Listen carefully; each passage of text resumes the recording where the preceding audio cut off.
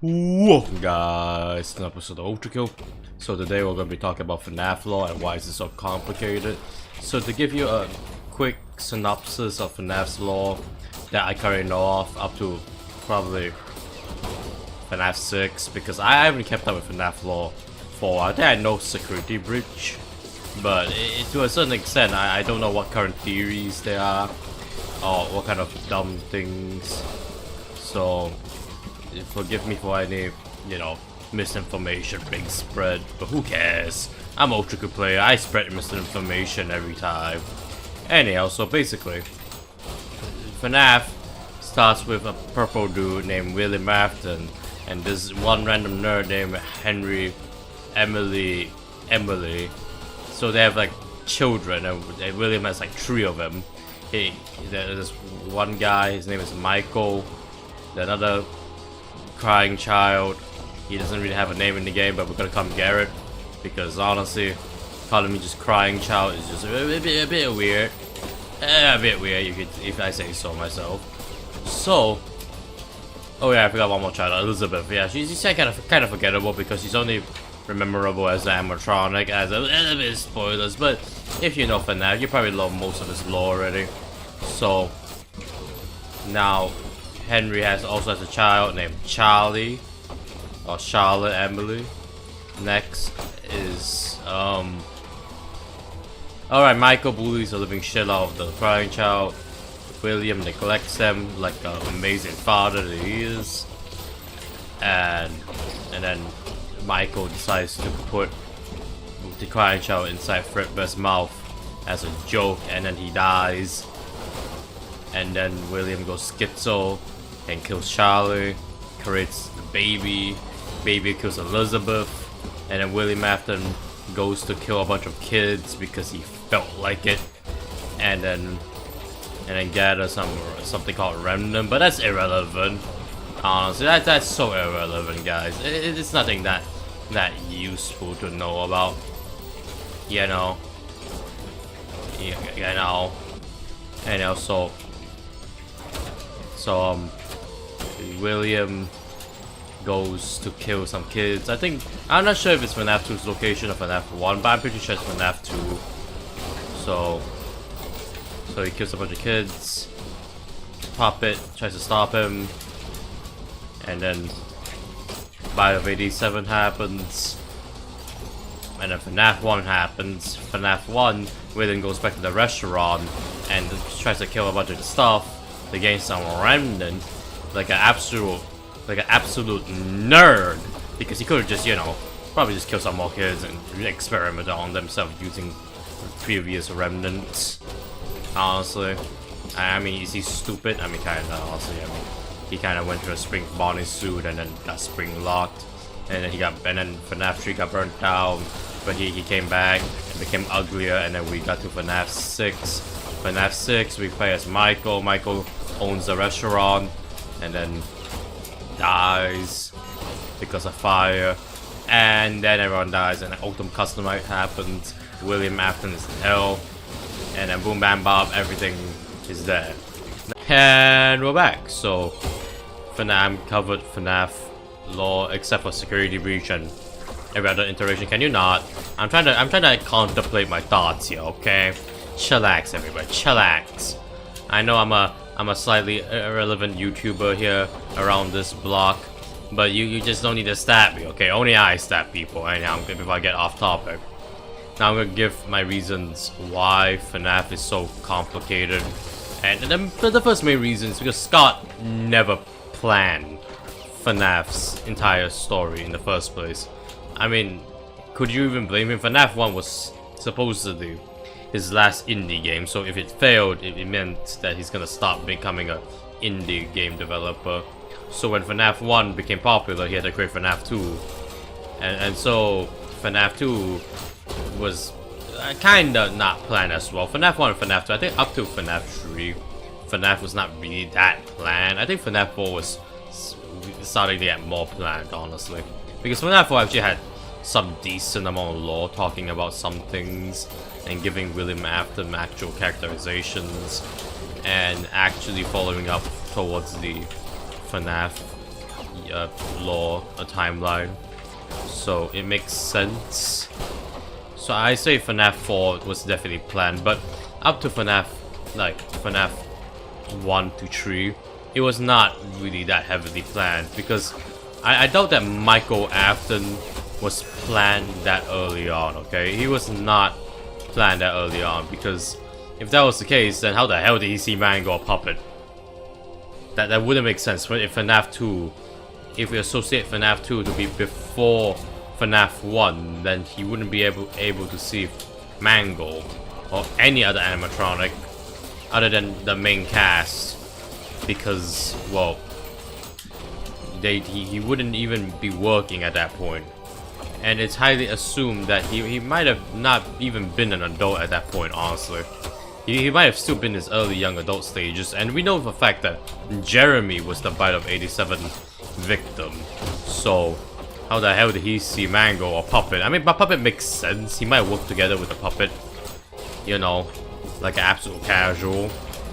So, like, a lot of things. Now, I'm getting a bit off tangent for the lore thing, because that's the reason why I feel like FNAF is a bit not planned, because if Michael Afton was the entirety of protagonist of FNAF 1 and FNAF 2, I mean FNAF 1 and FNAF 3, not FNAF 2. FNAF 2 was probably a different character.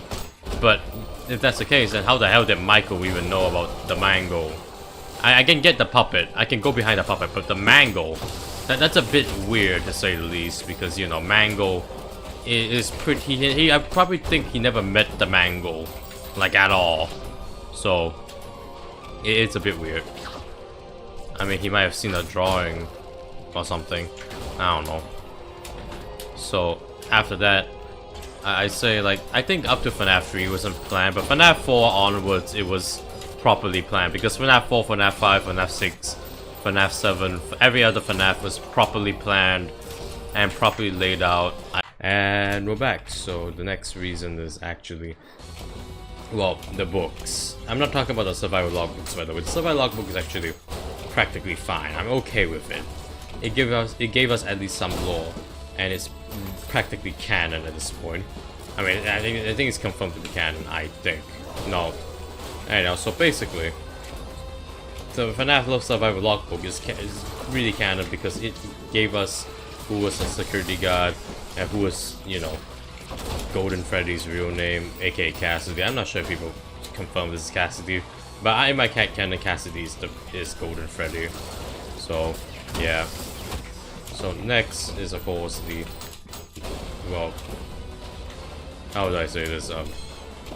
The Fazbear Fright series, and they are the majority of the reason why this FNAF lore is complicated, and that is because of the fact that they are partially canon, so we don't know which one is canon, which is annoying to say the least. Which, God, I hate when that happens, when a book is partially canon and then it's not canon.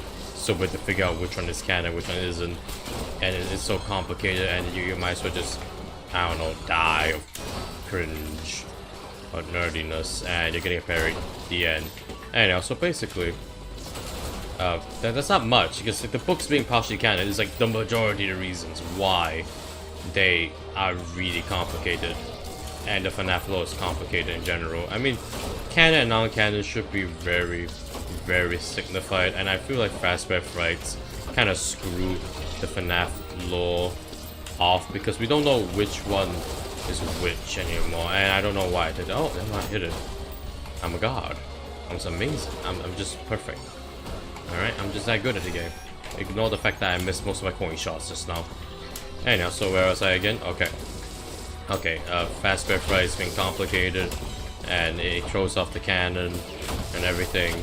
Yeah, that's really about it. I mean, Fazbear Frights is so complicated, you might as well just read the Wikipedia of entire world's history while you're at it, because it's too complicated to tell which one's canon, which is not canon. I'm not sure if it's retcon to be not canon anymore. I'm not sure, guys. I'm not sure. Okay, if that's the case, then tell me in the comments, because I'm not really certain at a certain extent. So that's really about it. And we're back. So here comes my third and final reason. After the second reason about the books being partially canon is just annoying. Which also comes to the third reason, and it's majorly because most people are treating FNAF as a perfect timeline.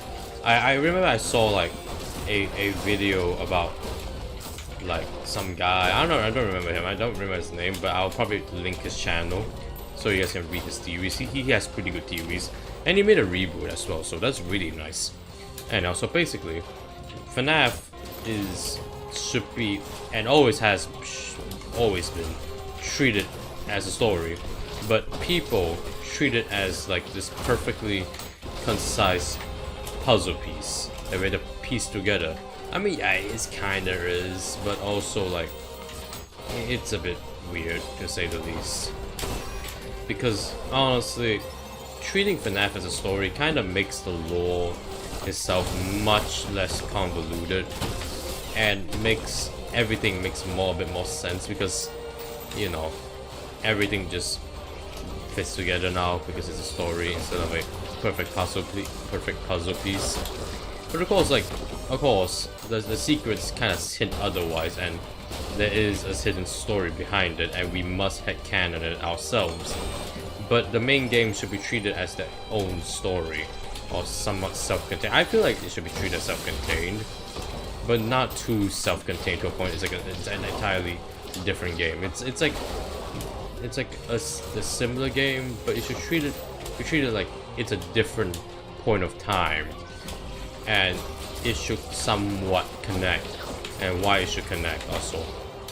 Also, I would like to talk about this is partially the secret reasoning behind it, also because of the character designs. Honestly, the inconsistent character designs kind of make FNAF a bit more complicated, because we have to now explain why there are different designs, especially for Scrap Trap. Oh my god, how did they ruin that man? Ignore my death. This is Photoshop. This is edited. This is propaganda from the government. Alright, so basically, FNAF lore is a bit complicated to do due to the fact that character design wise it's very inconsistent, to say the least. Because honestly, Scott, please keep it simple. I know you want to change the style, but at least keep some of the characters you plan to be similar, at least similar, because you got the Widow Freddy situation, and not Widow Freddy, with animatronics, with a Golden Freddy situation, what's it called again? Oh yeah, the Scrap Trap situation. Scrap Baby being Molten Freddy kind of makes sense, to say the least. But okay, the lefty Scrap Trap, I mean not Scrap Trap, Scrap Baby, Molten Freddy, not Golden Freddy, makes sense. But Scrap Trap does not make sense. How do we go from peak design to what in the world am I looking at?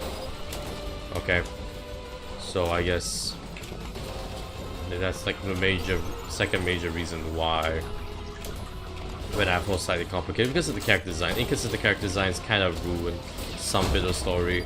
So when fans are trying to, you know, piece together the story itself, they kind of get caught out. Why do the characters look exactly different across the arcs? Can you move? Thank you for dying to the void. Anyhow, so I think that's all. I mean, I could continue to talk about why FNAF should be treated as a story, but I think I've given enough points, right? And we're back. This is like future Ichi, so this might be a bit weird considering the fact that, you know, I talked about this point.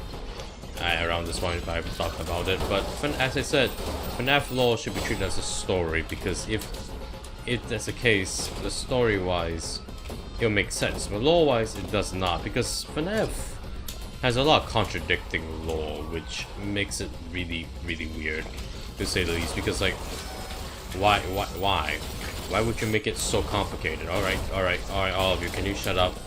You're making too much noise for me, and it's getting pretty distracting, and all that. Anyhow, I was like, all right. So basically, FNAF lore itself is contradicting, because like FNAF 1, FNAF 2, it's just concise, it's not contradicting.